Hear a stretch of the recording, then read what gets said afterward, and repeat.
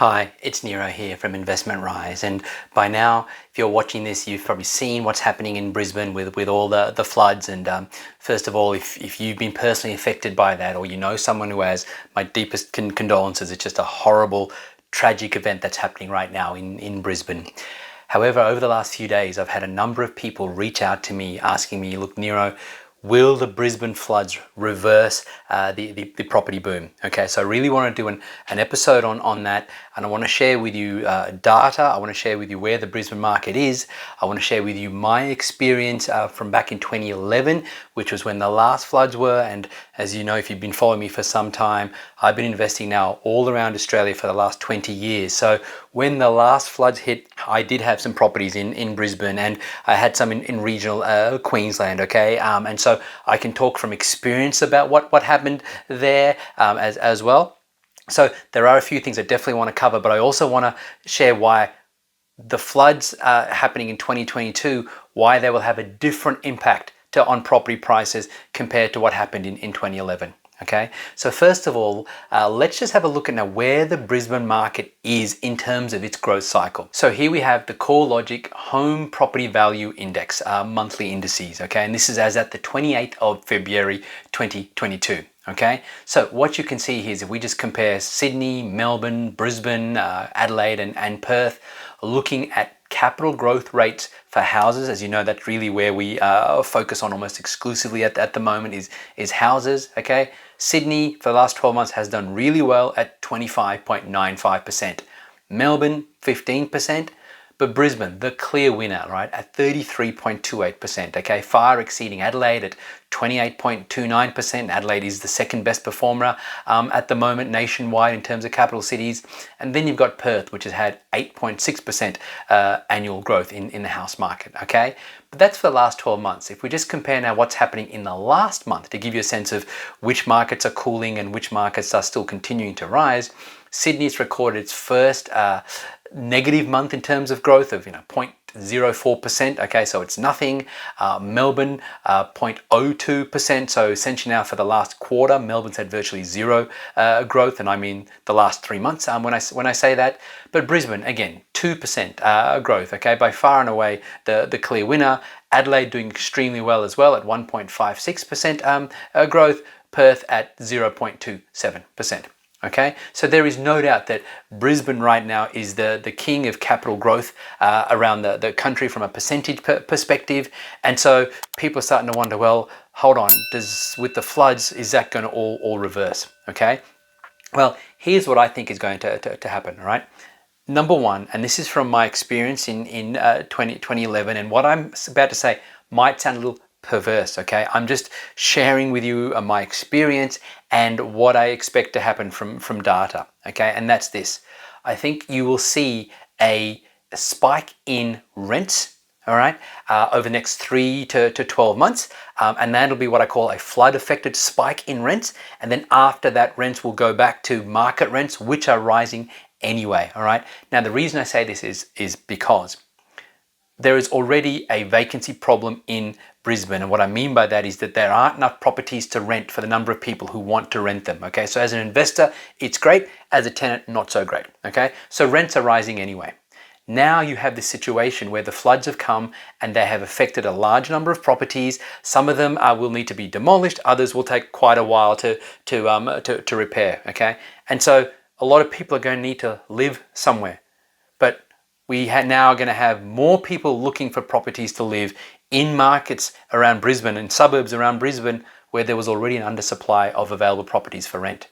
That means that the demand over supply from a rental perspective is going to increase, and that's going to see rents increase over the next 3 to 12 months before coming back to where market rents should be, which are rising anyway. All right. I know personally some of my properties experienced a rental hike of 15 to 20%, and that wasn't me increasing the rent. That was just people bidding to be able to get my rental properties. Okay, and I expect that for many of investors who are thinking about buying in Brisbane or have just bought in Brisbane and are worried, you might be surprised at how much your rent increase if you choose to move ahead and buy property. Okay, that's the first thing.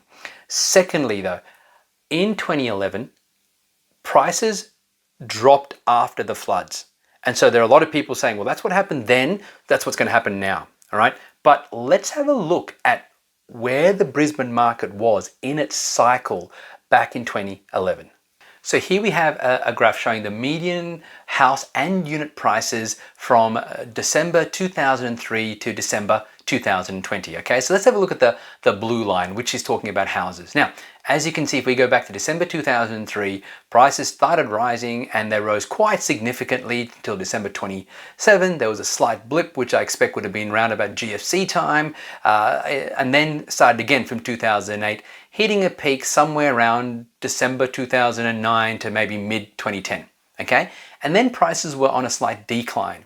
So when the floods hit in 2011, it just sort of accelerated that decline for really only the next 3 months after the flood, okay? And then it sort of, as you can see, just kind of went flat for a while, okay? I mean, Brisbane prices really barely moved from December 2011, apart from inflation. They didn't really drop, they just kind of just wobbled along there really until sort of just what's this peak here around about December 2016 2017, okay, when they started an upward trajectory. And then we know that from December 2020, which is where this graph stops, we know the prices have been on a steep incline, okay? But going back to what happened 2010 2011, at the time the Brisbane market was already on a decline, and so, as I said, the flood just accelerated that. Now, the decline was happening because there was a significant cut in public sector jobs. I think it was about 50% of public sector jobs were cut at that time, and back then in Brisbane, public sector jobs was a big part of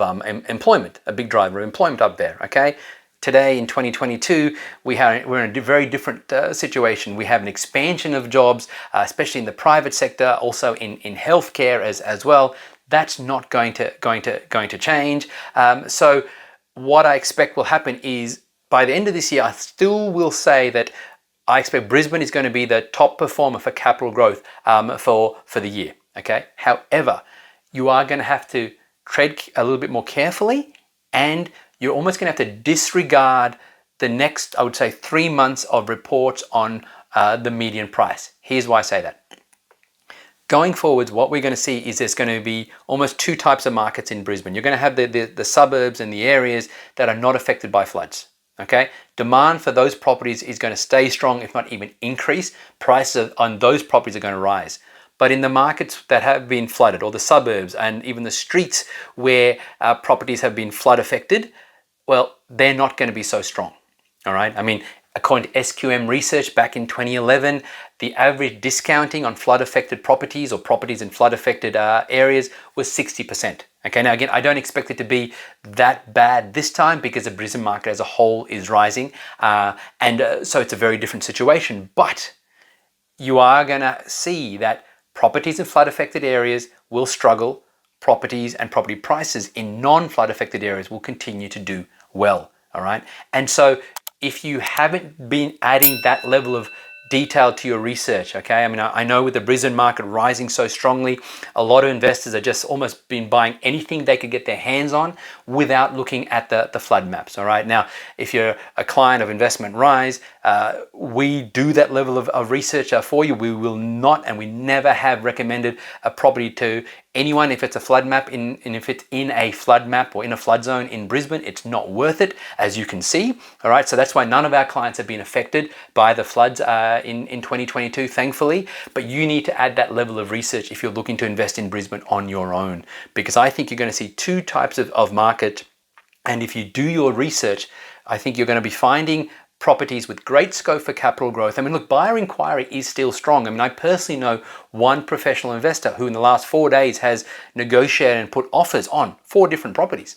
Okay, so buyer inquiry is still strong, but at the same time, sellers are now starting to hesitate, right? I've spoken to a couple of sellers on deals we were negotiating, and they're deciding to pull their properties off the market. Okay, so that means that you're going to have now a little bit less supply.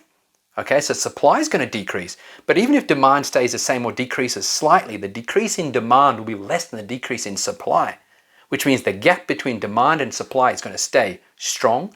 And I believe that will continue to drive prices higher over the next several months. Brisbane has a lot of great fundamentals going for it, but you are going to have to do your research and target individual suburbs and disregard a lot of what's happening in the media and people talking about price crashes and everything else.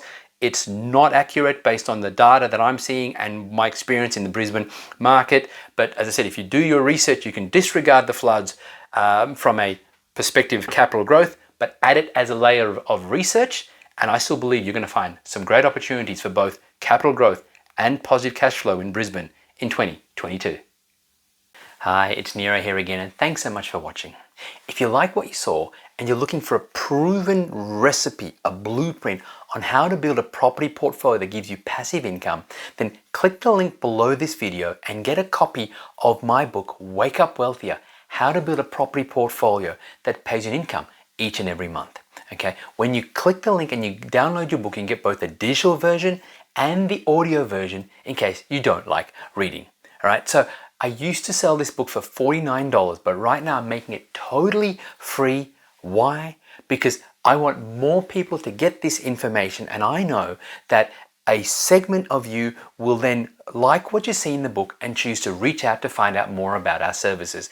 But even if you don't, if you're serious about building a property portfolio that pays your passive income, then you really want to get my book, Wake Up Wealthier. It contains the secrets that I have fine-tuned over the last 19 years. It's totally free for a limited time. Click the link below.